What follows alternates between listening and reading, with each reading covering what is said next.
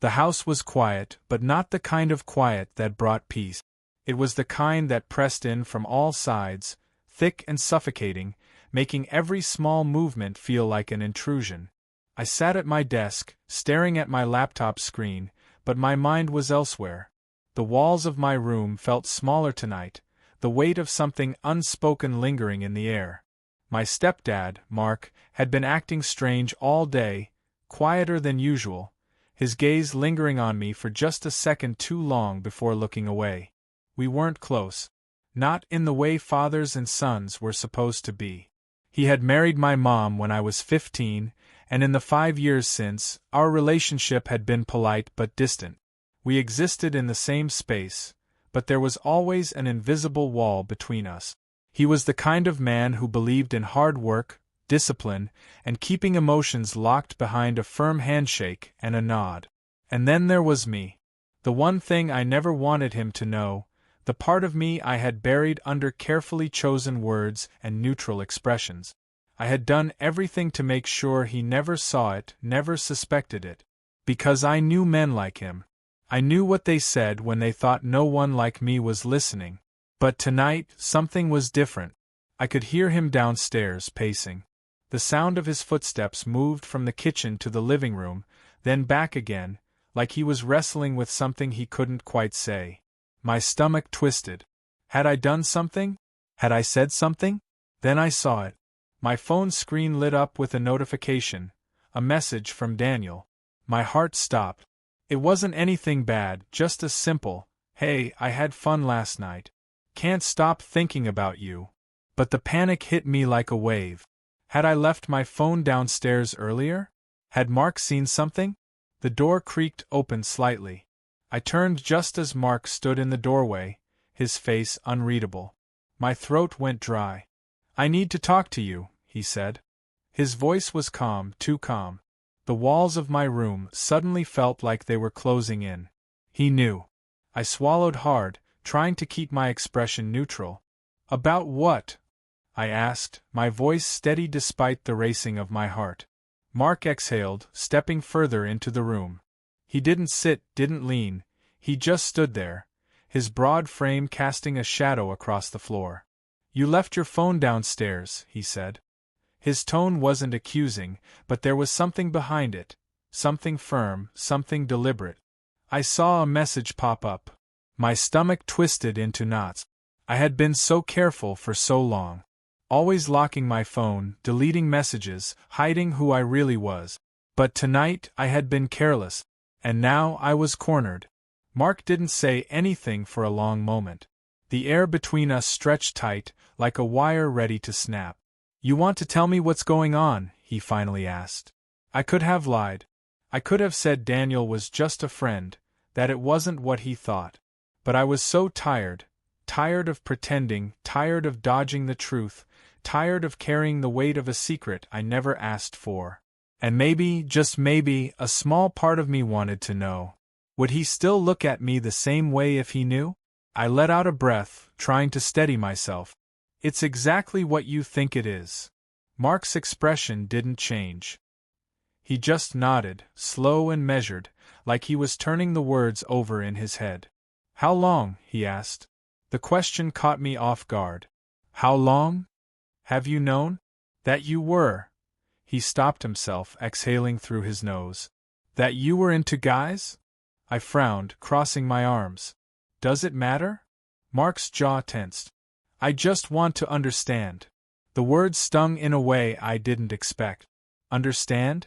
I almost laughed. He wanted to understand now? After years of distance, after years of silence? "I've always known," I said. "I just never thought it was something you'd want to hear." Mark looked at me then, really looked at me. And for the first time, there was something in his eyes I couldn't quite place.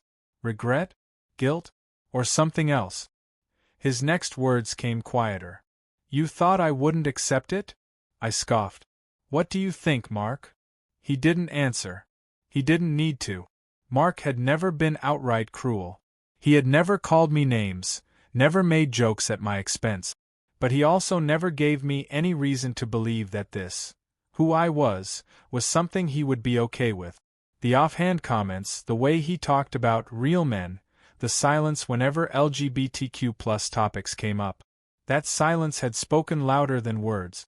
And now, standing in my room, with nowhere to run, nowhere to hide, I felt like I was 14 again, bracing myself for disappointment. Mark exhaled, rubbing his face before looking at me again. He hesitated. Then, finally, I don't know what to say. My chest tightened. Then don't say anything. I turned away, walking toward my bed, but his voice stopped me. Did your mom know? I froze. Did she? I had never told her outright. But I had always wondered if she knew, if she saw through my careful walls. I don't know, I admitted. Maybe. But she never asked. Mark was silent again. When I finally turned to face him, I saw something shift in his expression, like something inside him was unraveling. Then he said something I wasn't expecting. I wish she was here.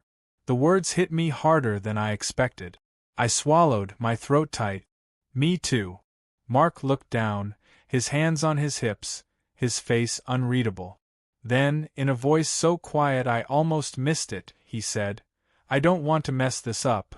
My breath caught. I opened my mouth to respond, but before I could, he turned and walked out, leaving me standing there, heart pounding, emotions tangled. For the first time in years, I saw something I never thought I'd see in him. Not just hesitation, not just discomfort, but the desire to try. And that terrified me more than anything. The house was silent, except for the faint hum of the air conditioner. Mark's footsteps had disappeared down the hall, but the weight of his words lingered in the room like an echo. I don't want to mess this up. I sat on the edge of my bed, my heart still racing. I wasn't sure what had just happened. Mark had never been the type to get emotional, never been the type to admit uncertainty. Yet, tonight, he had shown something I hadn't expected, hesitation, maybe even regret. For years, I had assumed I knew exactly who he was. But now I wasn't so sure. A soft knock at the door made me jump. I turned, staring at the handle as it twisted. Mark stepped back inside. Only this time, he wasn't standing stiffly in the doorway. He walked in fully, closing the door behind him, as if shutting out the rest of the world. Couldn't sleep? I asked, trying to keep my voice casual. He shook his head. Too much on my mind. He wasn't looking at me. Instead, his gaze roamed the room, landing on my bookshelf, my desk, the pile of clothes near the dresser. He was searching for what I didn't know. Finally, he exhaled and sat down on the chair across from me. You probably hate me, don't you? The words caught me off guard. I blinked. What? For all these years, he said, rubbing his hands together, for making you feel like you couldn't tell me. I didn't know how to respond to that. Because part of me did hate him. Not for being outright cruel. Not for ever raising a hand or calling me names. But for the silence. For never asking. Never making space for me to be myself. For allowing my fear to grow unchecked. I could have lied, could have told him it didn't matter, but I was done pretending. I don't know if I hate you, I admitted. But I don't think I ever expected you to care. Mark flinched slightly, as if the words physically hurt. I didn't mean for them to, but at the same time, I needed him to feel it. He leaned forward, resting his elbows on his knees. Your mom. His voice wavered. She'd be mad at me for that, wouldn't she? I let out a breath. Probably. He nodded slowly, staring at his hands. A long silence stretched between us before he spoke again. You know, I wasn't raised to think this was okay, he admitted. There it was, the truth. My body tensed. But that doesn't mean I want to be the kind of man who pushes his own son away. I froze. His own son. I never thought he saw me that way. Not really. Not since Mom died. I swallowed the lump in my throat. Then what do you want to be, Mark? He looked up at me then, his eyes searching mine. I don't know, he said. But I want to try. And for the first time I saw it, not just hesitation, not just guilt. but the smallest flicker of something else. Hope. The weight of Mark's words hung in the air between us, heavier than I could bear. But I want to try. I should have felt relief, or at least some semblance of closure, but instead, my chest tightened with something I couldn't quite name. Maybe it was anger. Anger at the years lost, the moments we could have had if only he had been willing to see me sooner. Or maybe it was fear. Fear that this was just another moment that would pass, that tomorrow he would wake up and go back to being the same distant, unreadable man he had always been. I forced myself to meet his gaze.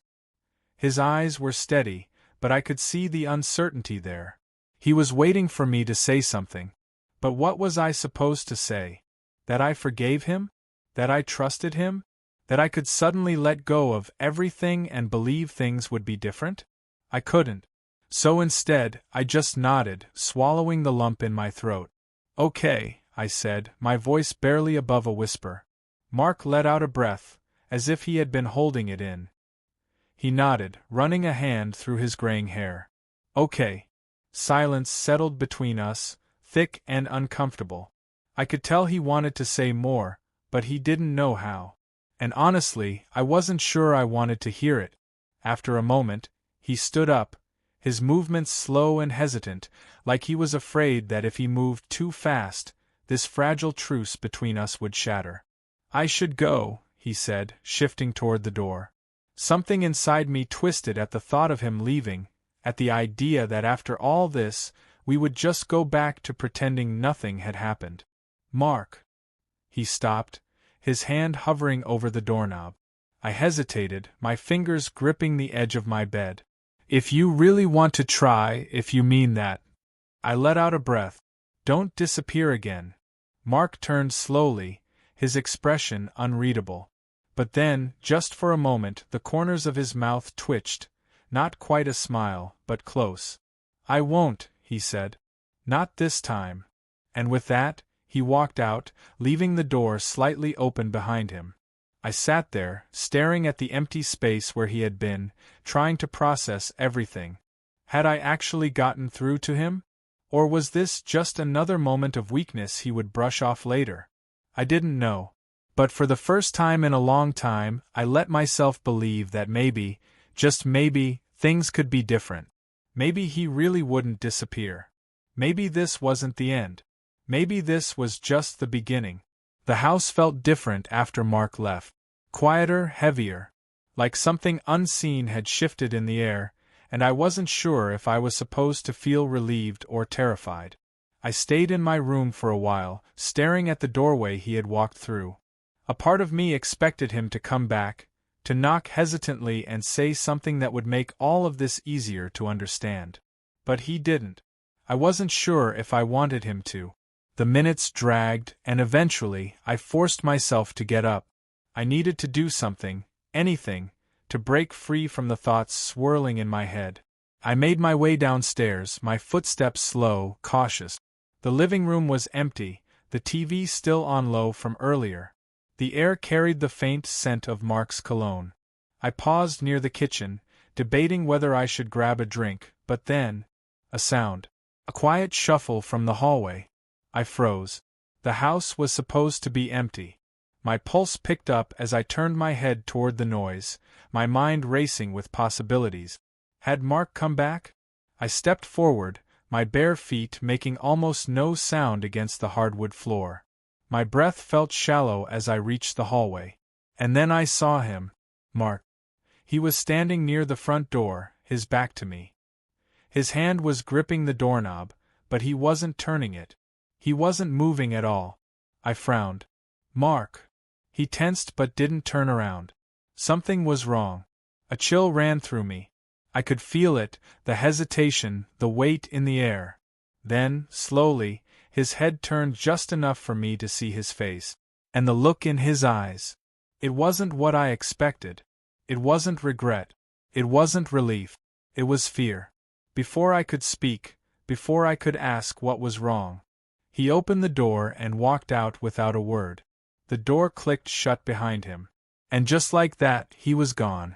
I stood there, my heartbeat thundering in my ears, my mind spinning with questions. What the hell just happened? What was he afraid of? Had I said something wrong? Or was there something else, something I didn't know? A pit formed in my stomach, and I knew, deep down, that whatever had just happened, this wasn't over. Not even close.